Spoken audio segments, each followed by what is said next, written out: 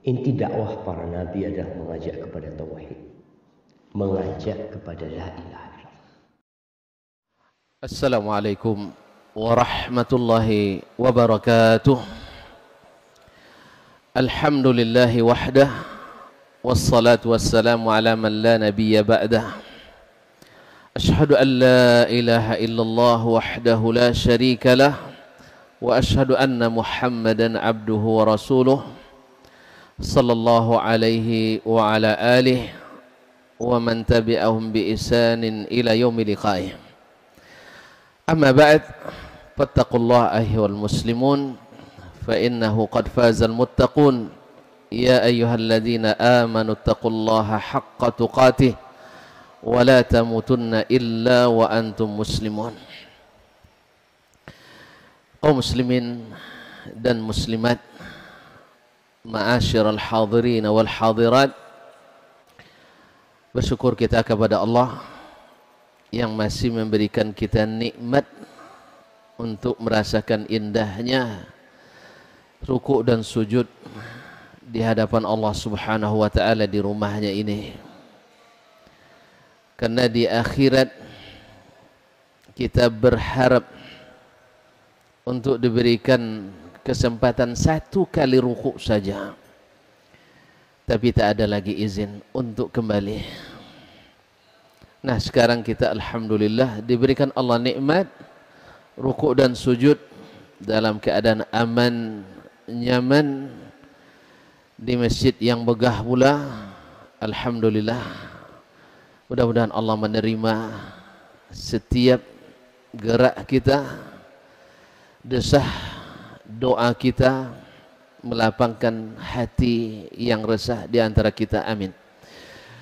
Salawat dan salam untuk Nabi kita, Nabi besar Muhammad sallallahu alaihi wasallam, yang mewasiatkan pada kesempatan terakhir menjelang beliau meninggalkan dunia untuk dipegang erat-erat wasiatnya adalah as-salata wa ma malakat aimanukum. Jaga salat kalian, jaga salat kalian, jaga salat kalian dan hamba-hamba sahaya yang kalian miliki. Semoga salawat dan salam kita senantiasa disampaikan kepada kekasih hati kita, dan semoga pula kita yang menjalankan wasiatnya ini Allah mudahkan berjumpa dengannya nanti ketika ditunggunya kita di tepi telaga, dan kita menikmati minum yang siapa minum pada telaga tersebut takkan haus dan haga selama-lamanya. Ikhwani wa akhwati fillah, para ulama sebelum mereka jadi ulama, mereka adalah murid-murid seperti kita. Mereka diberikan Allah kesempatan untuk berjihad, menuntut ilmu. Dan siapa yang benar-benar berjihad, Allah bukakan baginya jalan-jalan menuju kesuksesan, yang mana kesuksesan mereka bukan hanya dinikmati semasa hidupnya, tetapi sampai akhir masa pahalanya senantiasa mengalir dan menyertai, menambah saldo di dalam catatan amal salehnya. Oleh itu kita perlu untuk banyak mengaca dan mengacu kepada jalan hidup para ulama tersebut, sehingga mudah-mudahan kita, ibarat kata pepatah, harimau mati meninggalkan belang, manusia mati meninggalkan budi, dan tidak ada budi baik yang lebih disebut-sebut melebihi ilmu yang dimanfaatkan. Semoga kita adalah orang yang meninggalkan kesan setelah kita menutup mata, dan kita berharap masih ada setiap hari doa yang menyertai kita. Oleh itu, kaum muslimin dan muslimat yang dirahmati Allah Subhanahu wa taala, ketika mereka masih jadi murid, Mereka adalah orang-orang yang memang layak untuk diikuti. Mereka memang layak untuk diteladani. Mereka adalah orang-orang yang mengharap dan menghadap kepada Allah sepenuh hati. Sampai-sampai mereka tidak peduli apapun yang terjadi di dunia ini. Bahkan di antara mereka untuk makan saja tidak sempat. Banyak di antara mereka tak sempat makan gara-gara belajar.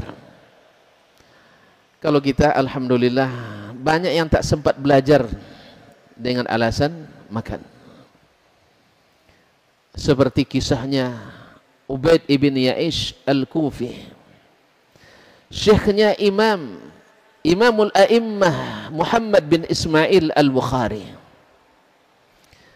Hadisnya diriwayatkan oleh Imam Al-Bukhari dalam kitab Juz'ul Qira'ah dan Imam Muslim dalam As-Sahih.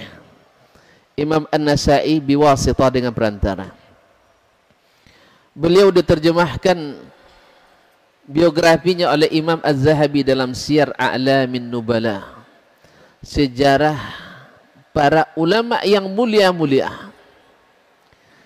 Dengan menyebutkan Al-Hafizul Hujjatul Awhad. Hafiz, hujjah, dan yang paling menonjol pada masanya. Beliau pernah meriwayatkan, aqamtu 30 sana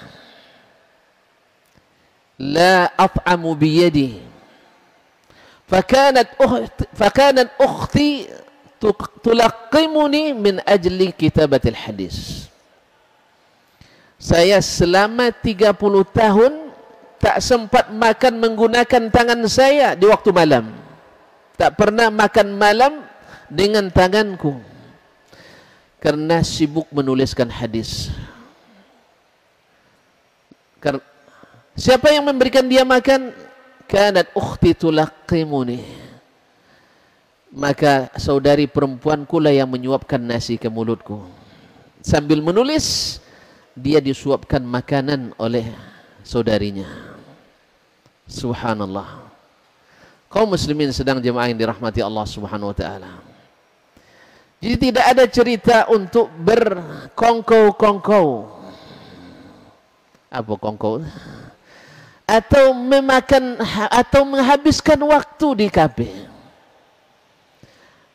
Atau menghabiskan waktu dengan acara passion atau kontes-kontesan. Atau olahraga dan sebagainya. Karena mereka ingin di akhir hayatnya didoakan oleh orang-orang yang memang berilmu pula. Oleh orang yang memang menjadi ulama pula. Apalah artinya doa kalau datang dari seorang Ronaldo misalnya. Atau doa dari Lionel Messi, atau dari Radamel Falcao misalnya, atau apa artinya? Atau doa daripada apa namanya cheerleader misalnya, doa dari orang-orang yang tak pernah sujud dan ruku. Nama kita disanjung-sanjung untuk apa? Harum nama kita di sisi orang yang maksiat kerjanya untuk apa? Tapi yang kita harapkan adalah doa-doa orang yang setiap gerak langkahnya dicatat malaikat yang sebelah kanan. Doanya yang bila dipanjatkan menggetarkan arasy Ar-Rahman, terbuka pintu-pintu langit olehnya. Jadi mereka mengharapkan doa bukan sembarang doa. Mereka mengharapkan pujian bukan sembarang pujian. Mereka mengharapkan harum nama dan nama baik bukan sembarang harum dan nama baik. Tetapi mengharapkan nama dari yang pemberi nama yang terbaik dari Allah Subhanahu wa taala. Maka mereka demi menuliskan hadis karena mereka paham man kharaja fi talabil ilmi fahuwa fi sabilillah. Siapa yang keluar menuntut ilmu maka dihitung fi sabilillah, berjihad fi sabilillah. Mereka paham bahawa idza mata ibnu adam qata amaluhu illa min thalas. Bila mati seorang anak Adam terputus pahalanya kecuali dari 3 perkara. Yang pertama, sedekah jariyah, bukan maksiat jariyah, bukan dosa jariyah. Berapa banyak kita membuat dosa jariyah, menjadi contoh yang tidak baik diikuti orang setelah kita. Au ilmin yuntafa'u bih, atau ilmu yang dimanfaatkan, aw waladin salihin yad'ulah. Ini yang mereka cari. Mereka paham bahawa sesungguhnya man kana akhira kalamihi la ilaha illallah dakhala al-jannah. Siapa yang akhir perkataannya menutup mata adalah la ilaha illallah, masuk surga. Dan ini tidak didapatkan kecuali orang yang membiasakan diri mengucapkannya. Kaum muslimin sedang jemaah yang dirahmati Allah Subhanahu wa taala. Maka Ubaid ibn Ya'ish al-Kufi rahmatullahi alaih terpuji di masa hidupnya, terpuji setelah meninggalnya, dan setiap hadis yang dituliskan dengan tangannya diriwayatkan orang, maka orang-orang pun mengucapkan rahimahullahu ta'ala. Setiap sejarah hidupnya dibentangkan, orang berdetak kagum sambil memohon kepada Ar-Rahman rahimahullahu ta'ala. Kaum muslimin sedang jemaah yang dirahmati Allah, banyak contoh. Imam Abu Tahir As-Silafi rahmatullahi alaih, tidak ada negeri bagian timur satu pun kecuali beliau sudah jelajahi untuk mencari siapapun alim yang ada di tempat itu. Di Asbahan dia punya 2.000 orang, 600 orang guru, 2.000 laki-laki, 600 orang perempuan. Di Baghdad tercatat dalam Al-Masyikha Al-Baghdadiyah 1.214 orang. Dalam Mu'jamus Safar beliau tertulis 435 orang. Subhanallah, belum puas. Selesai bagian timur, beliau pun menuju ke bagian barat sampai ke Andalus. Tetapi sampai di Alexandria, Mesir,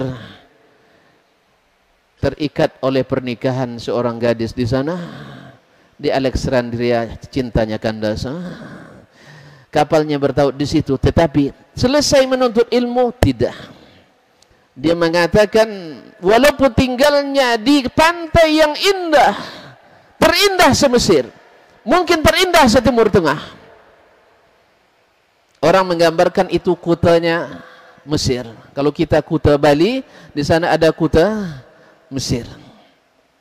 Apa kata beliau? Ana munzu 40 sana atau 60 sana ma ra'aitu sahil al-Iskandariya illa min hazil kuwah, bil kaf, bukan bil qaf, min hazil kuwah.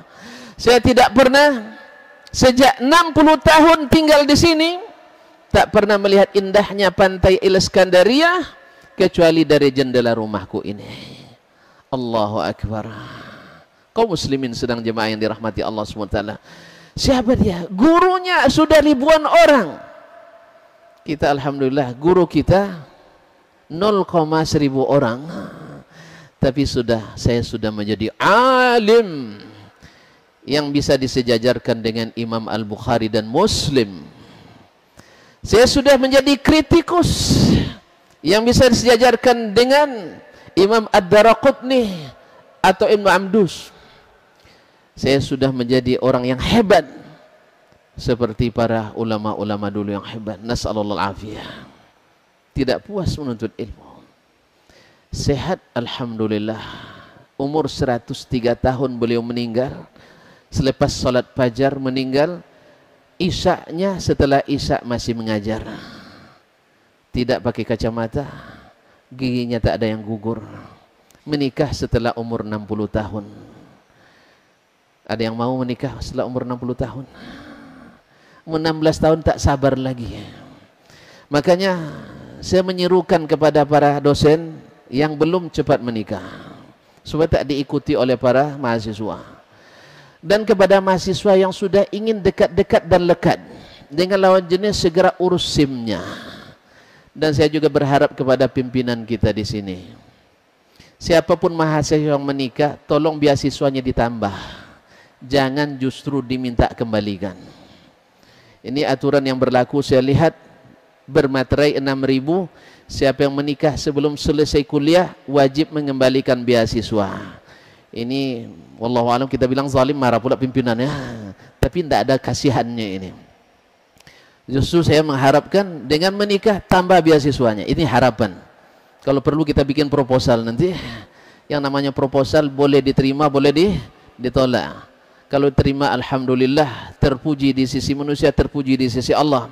Kalau tidak, kita ucapkan inna lillahi wa inna ilaihi raji'un. Sebab saya sedih saya melihat pergaulan mahasiswa dan mahasiswi kita. Pagi tadi ketika mau kuliah, saya temukan duduk berdiri, satu di atas motor, satu bukan di bawah motor, tapi badannya menempel kepada yang laki-laki ini. Pakai jilbab, cukup dalam jilbabnya. Dari sisi pakaian rapi lah menurut saya, tapi badannya menempel. Saya berbaik sangka, assalamualaikum. Waalaikumsalam. Saudara berdua ini suami istri? Tidak. Adik beradik? Tidak. Calon suami istri? Tidak. Ngapain diskusi? Innalillahi. Maka saya bilang sama yang ini, tolong urus SIM segera. Urus surat izin melekat, surat izin mendekat, surat izin membonceng. Karena itu saya sangat mengingatkan juga diri saya sendiri dan kepada dosen. Mohon maaf, ini tidak mendikte, tapi tolong diperhatikan. Memberi tugas kepada mahasiswa, tolong jangan berpasang-pasangan. Sering saya temukan pula di lapangan, baik di internet, warnet, ataupun di tempat-tempat dalam kampus sendiri. Ini di bawah puskon kita. Sering saya pulang malam, saya perhatikan berduaan. Nak ditegah, bikin tugas. Tak ditegah, ini bahaya ketika datang satgas. Na'udzubillah. Oleh itu kaum muslimin dan muslimat dirahmati Allah, saya juga memohon kepada pimpinan supaya meja-meja warnet itu dipisah. Ini only woman only atau ladies only. Ini adalah gentleman only. Sebab kita adalah kampus Islami Madani. Nanti ditiru oleh saudara-saudara kita yang dari luar. Oh ternyata berdekatan dua-dua laki perempuan halalun tayyib. Halalun tayyib. Nanti kita berdosa pula. Demikian juga dengan olahraga yang campur laki dan perempuan. Ada yang saya tegur waktu itu, kan tak sengaja pak, tak sengaja tak berdosa. Baca Rabbana la tu'akhidna in nasina aw akhtana. Ya Allah, jangan beri kami berdosa kalau lupa atau tersalah. Jadi bertabrakan waktu main tidak sengaja, jadi tidak berdosa. Inilah cara berpikir yang kurang, yang tidak dengan ilmu. Oleh sebab itu saya menyerukan kepada kita semua dari pimpinan sampai kepada bawahan untuk menjaga adab-adab ilmu ini supaya ilmu kita tidak masuk di kanan keluar di kiri. Supaya ibadah kita kumpul pahala, sorenya sudah sirna dengan dosa-dosa. Akhirnya hadiah ilmu yang diharapkan berkah tidak kita lagi dapatkan. Lihat mereka di pantai Iskandaria tinggalnya. Dan waktu itu pantai boleh dikatakan steril dari maksiat, tidak seperti zaman ini. Tapi beliau tidak ingin agamanya terjejaskan, ilmunya terlupakan, karena santai di pantai Iskandaria. Oleh itu kaum muslimin dan muslimat, kita memang hari ini lebih suka main daripada belajar. Kita hari ini lebih suka berpikir daripada mendalami dan menghafal. Tapi setidaknya janganlah kita merusak lingkungan kita ini dengan cara berbuat maksiat secara bersama-sama. Semoga Allah SWT memberikan kita ilmu yang bermanfaat dan dijauhkan dari segala amal yang mendatangkan mudarat. Wallahu ta'ala alam. Wa sallallahu ala nabiyyina Muhammadin wasallam. Mohon maaf dan terima kasih. Wa subhanakallahumma bihamdik. Ashhadu an la ilaha illa anta. Astaghfiruka wa atubu ilaik. Wassalamualaikum warahmatullahi wabarakatuh.